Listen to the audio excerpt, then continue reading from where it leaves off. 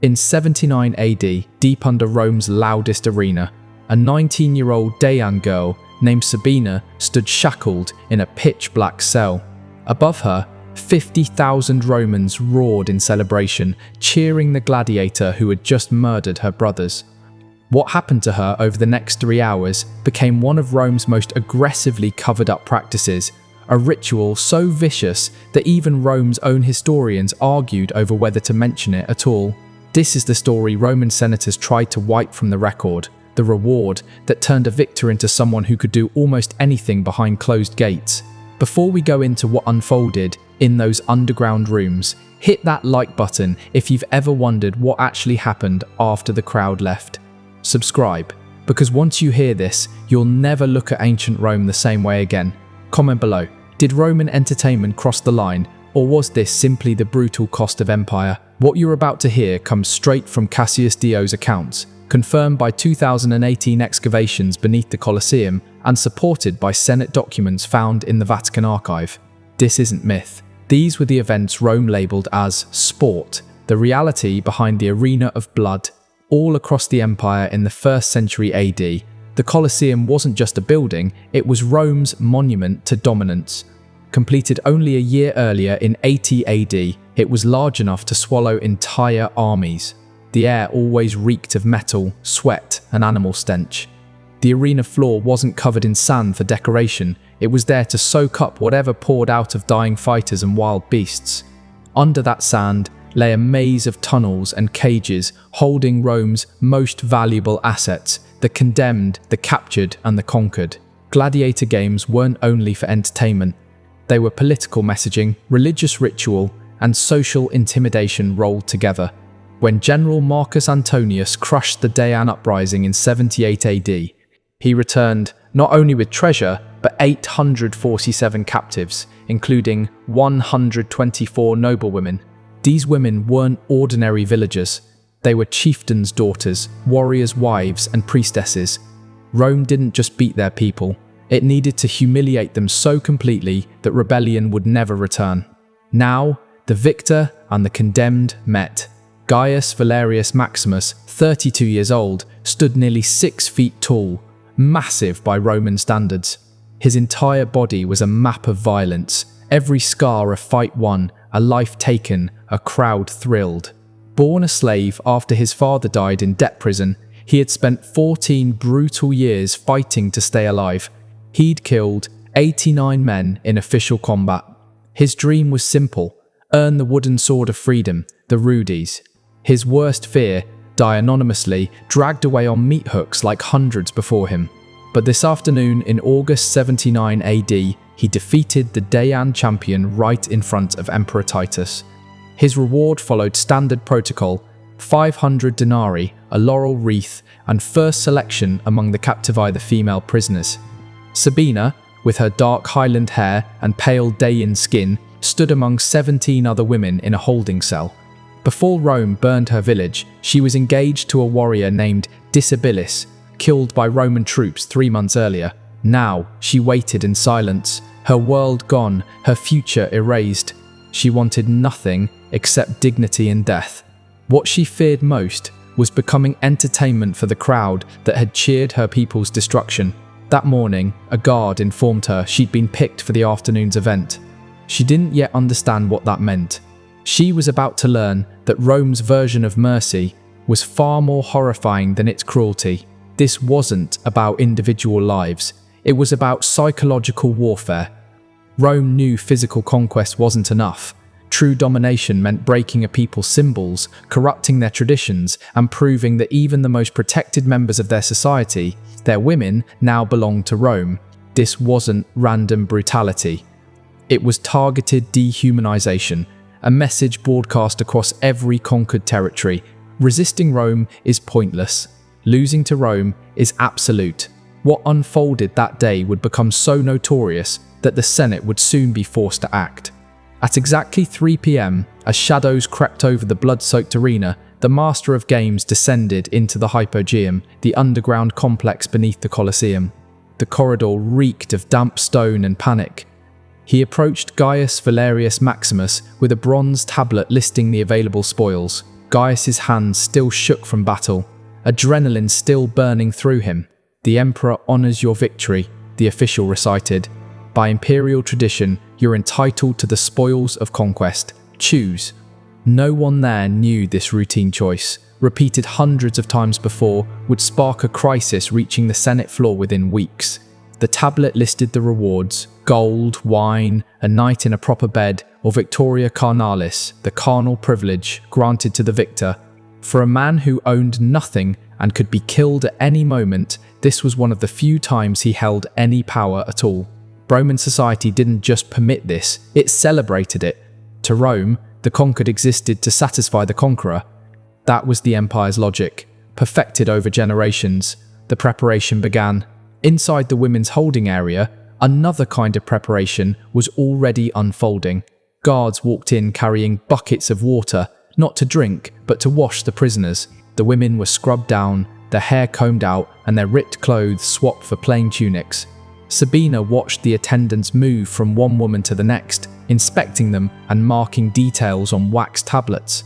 An older woman, a priestess named Zalmoxis, once devoted to the Daeon Sun Temple, whispered the truth everyone feared. "They're getting us ready, either for the show or for what comes after." The preparations ended quickly, but somewhere else in the arena, something far worse was being set up. Something that would turn a routine act of exploitation into a scandal that future historians would debate for centuries. Above them, 50,000 spectators filled their seats for the afternoon's secondary entertainment. Between major gladiator matches, arena officials staged what they called interludes, mock hunts, scripted battles, and what Roman writers politely described as mythological reenactments, which often forced condemned prisoners to recreate legends that ended in real deaths. But today's showcase had a new twist, a theatrical display celebrating Rome's dominance over barbarian shame. The arena calls.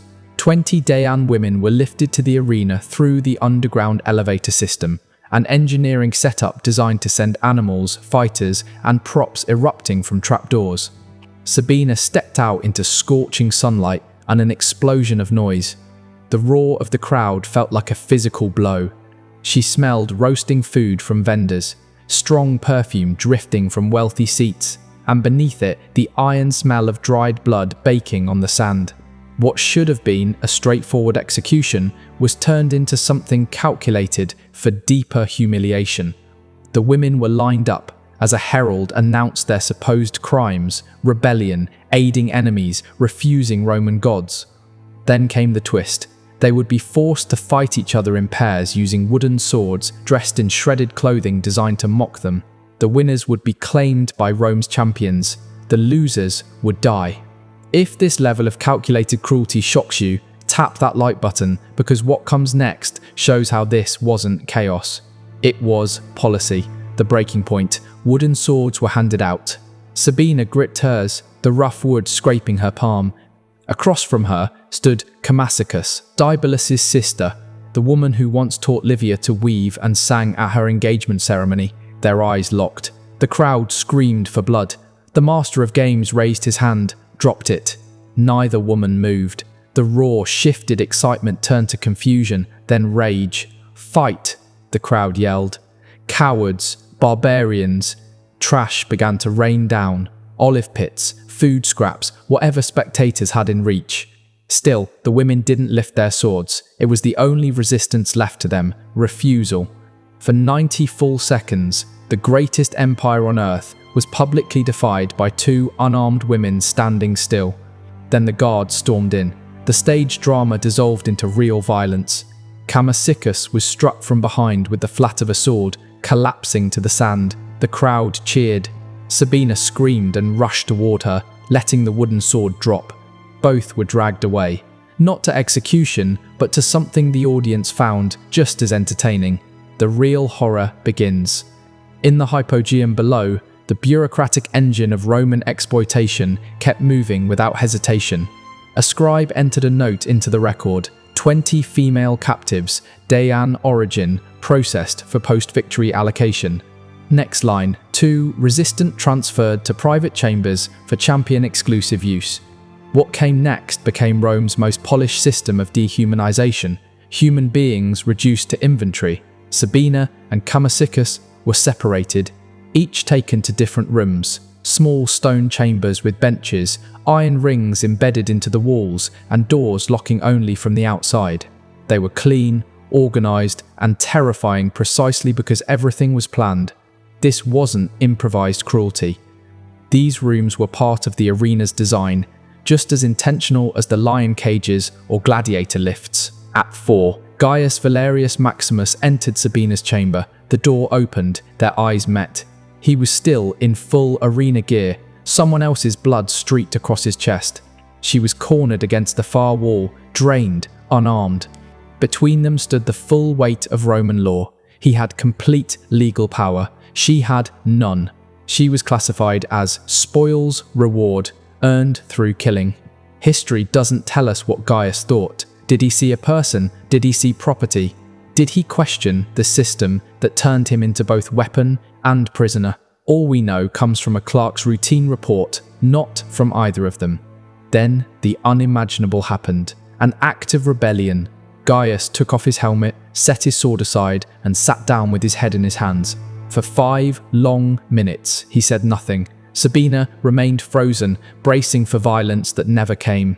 Finally, he spoke in broken Daean, a language he had picked up from other captives. "What was his name?" he asked. "Mine," she replied. "No, the man they made you watch die." "Disabilis." "No, the one from today." She shook her head. He sighed. "I killed a Dabilis today." "Could be family. Your people use that name often." What followed wasn't the assault Rome expected. It was a conversation between two people. The empire tried to strip of every shred of humanity. Gaius told her about his father, executed when he was 9. Sabina explained how her home was burned. 2 hours passed. Guards checked twice, heard voices, assumed compliance, and walked on. At 6 p.m, Gaius Valerius Maximus made the decision Rome would never forgive him for. He stood, walked to the chamber door, and called for the guard. "This woman is ill," he declared. "Infected. I refuse the allocation. Send her to the physician." It was the only loophole the arena system allowed. If a captive was labelled diseased, a gladiator could legally reject her and return her to general prisoner status. The lie was obvious. The guard recognised it instantly, but Roman bureaucracy ran on rigid procedure. Challenging a gladiator's choice meant paperwork, witnesses, and an inquiry. Accepting the rejection took seconds. And so Sabina was removed, taken to the medical holding section, her immediate fate. She still died 3 days later, from a simple infection, the most common killer inside Roman captivity. The medical unit was overcrowded, filthy, and apathetic. The mercy that spared her from one horror delivered her directly into another. Gaius never saw her again. He fought twice more that month. He won both bouts. And he refused his rewards both times. The empire froze. Whispers spread through the gladiator barracks. Maximus had gone soft. Maximus had joined one of those strange Eastern cults preaching compassion. Maximus had been cursed by Daean witches. But the truth was simpler. He'd remembered what it meant to be human. Brom's point of no return. On September 15th, 79 AD, Senator Quintus Aurelius Semicus stood before the Senate with an official complaint. His young nephew, a junior gladiator, had been beaten by his trainer for refusing the customary reward after victory.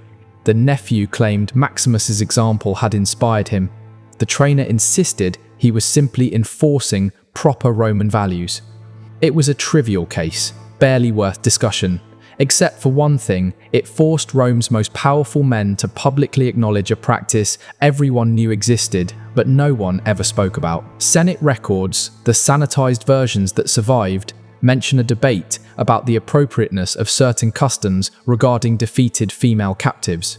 That mild phrase concealed a 4-hour political brawl about whether Rome had finally crossed a line even its own senators couldn't ignore. The conservative bloc, led by Senator Fabius, invoked tradition. Our ancestors conquered wholly, body and spirit. This forged our greatness. The reformist faction, Stoic influenced, more pragmatic countered. We are creating martyrs. We are sowing rebellion. Dead rebels are gone, but traumatized survivors carry memories that fuel uprisings for generations. But the true trigger wasn't morality, it was political survival. 3 provincial governors had recently reported spikes in revolt, each referencing Rome's treatment of captive women as propaganda for resistance movements. These governors warned that Rome wasn't intimidating its enemies anymore, it was radicalizing them.